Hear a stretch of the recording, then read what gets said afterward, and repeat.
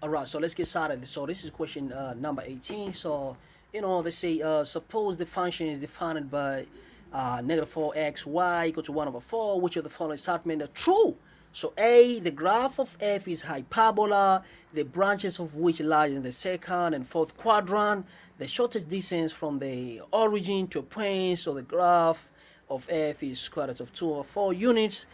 The line defined by y equal to x, this should be line, just a spelling error here, so never mind, just a line defined by y equal to negative x, cut the graph of f in 2 points. So let's get to the business, man. Let's get to the business. Before we get started, man, you can follow me there. I'm trying to Pound Academy, and Twitter, you can follow me, subscribe, and share, like, and share. Like I said, I'm not forcing you always, but just don't forget to click subscribe button, like, and share, so that I can continue to support whom they need and other people, so that they can achieve, they can reach their education goal. Thank you so much, I appreciate it. So let's go to the business. Okay, so let's get to the business. So now we say, so let's go, man. This is easy, man. So we're gonna copy our equation. So we're gonna copy equation. So how the equation say? The equation say, excuse me, given for xy equal to 1 over 4. So I'm going to arrange my equation in the standard form of hyperbola. So the standard form of hyperbola, I always say y of function equal to kx minus p plus q. And this is our horizontal asymptote. Excuse me, this is a horizontal asymptote. And this one here is a vertical asymptote. Means if this one here is a vertical asymptote, this number here is a vertical asymptote. This p here, see this value here? That's vertical asymptote. See what I'm saying? But how you get it? You equate equal to 0 equal to a vertical asymptote. So what we're gonna do now, excuse me, in this equation phase, you have to rearrange this equation. See, because it's not in the right form of hyperbola. So easy, man. So I'm gonna say I have to arrange this question in this form here. Okay, so I'm gonna take my 4xy equal to 1 over 4. So we want y here. So all these has to go. So divided by 4x everywhere. So since we don't have anything here, so we can say 0 because it has to be in this form here. But not necessarily. I want to show you so that next time you won't have a problem. Means it has to be y equal to kx minus p plus q. But somebody could use the other letter, but it's always going to be in that form. So we don't have anything here. We say 0. So we want to get y here. You see. So if you want to get y, we have to divide by 4x. Divided by 4x, excuse me, and divided by 4x here everywhere. Divided by 4x. So now 4x and 4x go. So y equal to 1 over 16x. 1 over 16x. So that's going to be 1 over 16x. And then 1 over 16x. And then, okay, so 1 over 16x. I think I misspelled something here. Read question the way how I copy, it was wrong. It has to be negative here. Oh, no. It's me who's wrong. I forgot to take a negative here. My apologies, right? So this question here, it has to have a negative. It's me who make mistake when I was solving. I apologize, God, there's a negative here. So that's why I kind of stumbling a little bit, right? So this is negative divided by negative divided by negative everywhere, negative 4x. So this is going to be negative 1 over 16x. Plus and minus is just minus, but it doesn't matter, minus 0. So these are our hyperbola now in the right form of hyperbola. So these are our hyperbola after we have arranged this equation in standard form of quadratic. So that's what we get. What? We get our hyperbola. Excuse me. So now we're going to say now our vertical asymptote is equal to 0. I mean, these are vertical asymptotes, which is equal to q, just like how we say equal to 0. So our horizontal, this is our horizontal asymptote, equal to 0. Horizontal asymptote. And vertical asymptote always take the whole denominator, equate equal to 0. That's how you get what? Horizontal asymptote. So for this case, we're going to say for alright, so that's our horizontal asymptote equals 0. So we equate denominator equal to 0 to get vertical asymptote. So vertical asymptote, let me write out of it. I don't even know how to spell vertical asymptote. Vertical asymptote. Vertical asymptote. So we say denominator equal to 0. So denominator of x equal to 0. So what is the denominator? 16x equal to 0. 16x equal to 0. So x divided by 16 divided by 16, x equal to 0. That's our vertical asymptote. That's how you get vertical asymptote. So that's our vertical asymptote. So vertical asymptote, yes, vertical asymptote. So this is our vertical asymptote. So now we have a horizontal asymptote and vertical asymptote. Our horizontal asymptote reason right there. So we can draw a graph. But before you draw your graph, man, just before we get started, just remember, if this value here, if it's less than 0, so we're gonna say, okay, so let me take it back a little bit. If these are standard equation of hyperbola, which is y or any function, kx minus p plus q, our standard equation of quadratic, if this value here, we say k, if k less than 0, and then our hyperbola is gonna lie on the first quadrant and third quadrant of asymptotes. All right, so now we say, okay, so for that case now, so we got, when this value of k is less than 0, means this value here is less than 0, means when it's negative, and then our hyperbola is gonna lie on the first quadrant and third quadrant of asymptote. But if this value of k, if it's greater than 0, and then our hyperbola is gonna lie, so first you have to draw your asymptotes, means if my asymptote, for example, like here, vertical asymptote is 0, means vertical asymptote. Horizontal also at 0. Look, horizontal asymptote equal to 0 also. So say 0. So our graph, if this k is greater than 0, and then our my apology, right? This one was very wrong here. This one was very wrong. When k is less than 0, when our hyperbola lie on the first and third quadrant, our k is always greater than 0. When our k greater than 0, sincere apology. When k greater than 0, and then our graph is going to lie on the first and third quadrant when k is greater than 0. But when k is less than 0, and then our hyperbola going to lie on the second and fourth quadrant of asymptote. Okay, so for this case now we go, okay, so let's go to our question, right? So our question now, we did rearrange, and then when you did rearrange, excuse me, so our question here given negative 4 xy equal to 1 over 4. So I'm going to rearrange. How I'm going to rearrange? It has to be in the format of y equal to k x minus p plus q. So it has to be in this format, whereby this horizontal asymptote, when you equal to 0, get vertical asymptote. So let me rearrange. So I'm going to say negative 4 xy equal to 1 over 4 divided by negative 4x throughout, negative 4x. And here we're going to divide it by negative 4x. So now this and this cancel. So these two cancel. So left with y equal to negative 1 over 16x. So you see, is in the same form, but you see here we have a plus q. So I'm going to say plus 0 because we don't have a q. So then vertical asymptote means this one, vertical asymptote equal to 0, and horizontal asymptote, we equate denominator of x equal to 0. So what is the denominator of x? 16x. So same as say 16x equal to 0. So x equal to 0 divided by 16 means you divide by 16 divided by 16 equal to 0. So our vertical asymptote equal to 0. So for that case, we know our asymptotes. And another thing, look at this, man. Come on, man. This value of k, look. This value of k is less than 0. So if this k is less than 0, and then we know our hyperbola is gonna lie on a, so first let's start with the asymptote. What is the asymptote? Vertical asymptote equal to 0 means vertical asymptote. This one equal to vertical asymptote equal to 0. Horizontal asymptote, 0. Horizontal asymptote, 0. So for that case now, let me draw big a little bit. It's a vertical asymptote and horizontal asymptote also. So for that case now, our graph, if k less than 0, mean this value when it's less than 0, our graph is going to lie on the third and fourth quadrant of asymptote, means the graph is going to go like this. Hyperbola.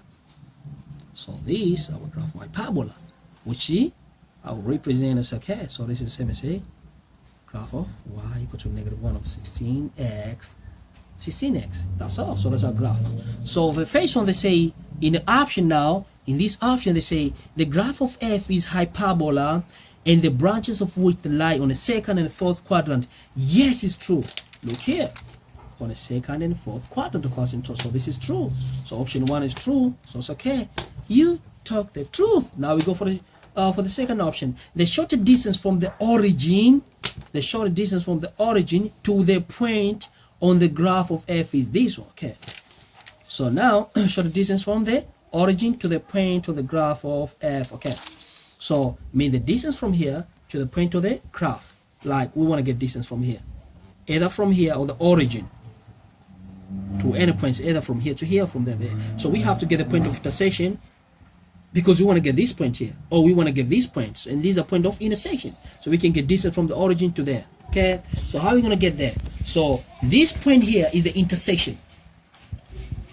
Let's assume we have a line which comes, because we want to get distance from origin to any points, either from here to there or from there to there. So this is a point of intersection between hyperbola and this line comes. So if this is a point of intersection of, they say here, find the shorter distance from the origin to the point of the graph, which is f, to the point on the shorter distance from the origin to the point on the graph is square root over 2 over 2. So now I need to know the point here on the graph, so I get the distance formula. So I'm saying, so how am I going to get that point? Okay, so for me to get the point, that's okay. But remember, if this line comes from the origin, meaning, look, man, this line here, if it comes from the origin anywhere, mean this line here is this line. Look, man, this line is y equal to negative x. Y equal to negative x. So if it's y equal to negative x, I have to equate them to get a point of intersection. I'm going to equate those, okay? So y equal to negative x, I must equate with the equation of hyperbola. What is the equation of hyperbola? This one right here, this one right here, this one right here, this one right here, the one which have been subjected already, y equal to negative 1 over 16x. So 1 over 16x negative. So okay, y equal to this one and that one. So I can solve them, because the intersection, at any point of intersection, you always equate to a graph when the graph intersect. Alright, so let's solve them. So now we have here, I'm gonna say, let me solve slowly, so I can cross multiplication. Negative x times 16 is going to be negative x times 16x equal to 1 times negative 1.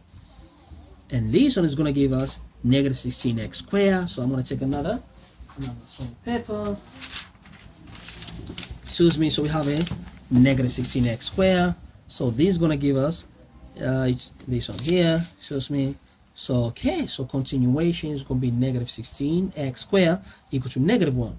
So I'm saying divide by negative throughout.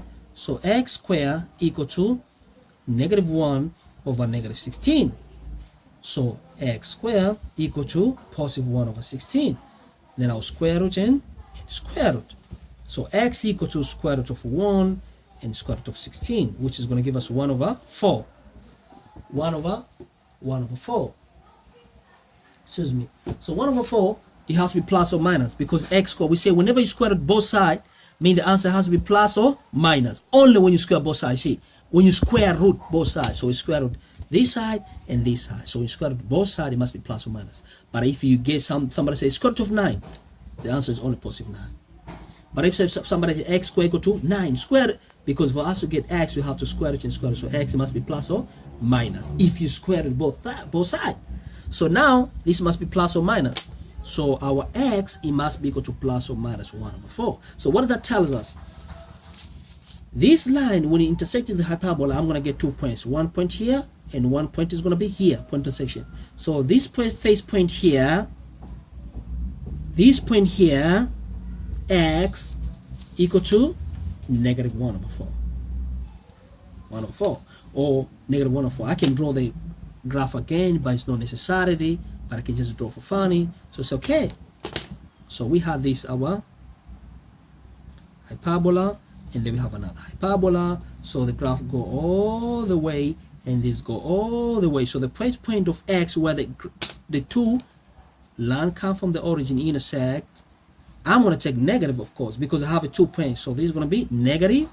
Negative 1 over 4 means negative 1 over 4 is here. But here, where they intersect, negative 1 over 4. And positive 1 over 4 means it's going to be here. Yeah, it's going to be here because this is positive side. Positive 1 over 1 over 4. So I want to get the value of y where they intersect. So to get value of y where they intersect, I'm going to take this equation and substitute in any of those two, whichever one. So I'm saying I'm going to substitute in this one, y equal to negative x, because this line y equal to negative x. And this line here, y equal to negative 1 over 16x. But any one is going to give you the same thing. So I'll take, because they intersect.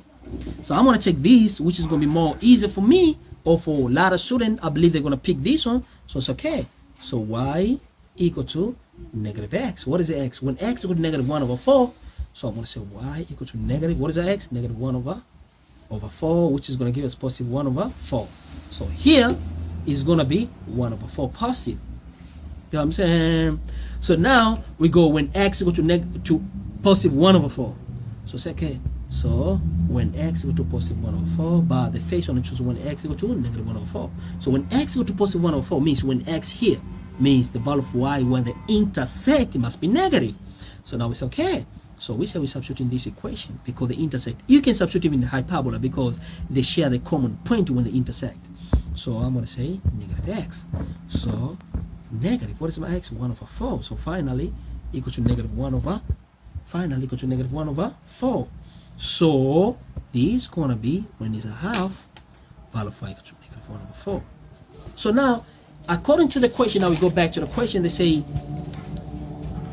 the shortest distance from the origin to the point of the graph, meaning from the origin, means 0, 0, to the point on the graph, either here, origin to here, origin to there. So we have to get the distance formula.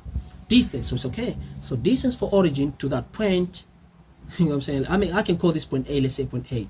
And let me call this B, or P and Q, it doesn't matter. So I'll say distance OA or AO equal to square root of x at A minus, this is formula now, x at O square plus y at A minus y at O square. So OA equal to square root x at A negative 1 over 4 minus 0 square plus y at A 1 over 4 minus 0 square. And this is going to give us 1 over 4 negative 1 over 4 bracket square, and this is going to give us 1 over 4 bracket square, and this is going to give 1 over 16 plus 1 over 16 square root, which is going to give us 2 over 32. So when you add them, so OA equal to square root, same base is going to be 16, 1 plus 1, 2, 2 over 16, which is going to be 1 over 8 square root. 2 over 16, which is going to be 1 over 8. Or you can say 2 over 16, no problem. But I should not simplify this one because I'll be so childish if I do this. You know what I'm saying? So it's going to make, because this one 16 I can square it, so it's okay. So same as say square root of 2 and square root of 16 separate, which is going to be easy for me because it's going to be square root of 2 over 4. So this is the shortest distance. Yes. So now we go back to the option here. They say the shortest distance from the origin to a point of the graph of f is 2 over 14. Yes, that's true. Yes, means from here to there, or even you get here, distance could be the same thing. So that's a true. So option 2 is true. Now we go for the last option. So the last option here, they say the line defined by y equal to negative x cut the graph of f at 2 points. It's true. The line defined by y equal to negative x. Which line is that? I mean this line here. They talk about this line. Y equal to negative x. It cut the graph at 2 points here and there. So this is true too. We have seen it's true. So this is true. So all of them are true. Question 18, all of them are true. So now we go to the option. Question 18. Option 5, A, B, and C. So option 5, question 18. A, B, and C. Question 18. Alright, so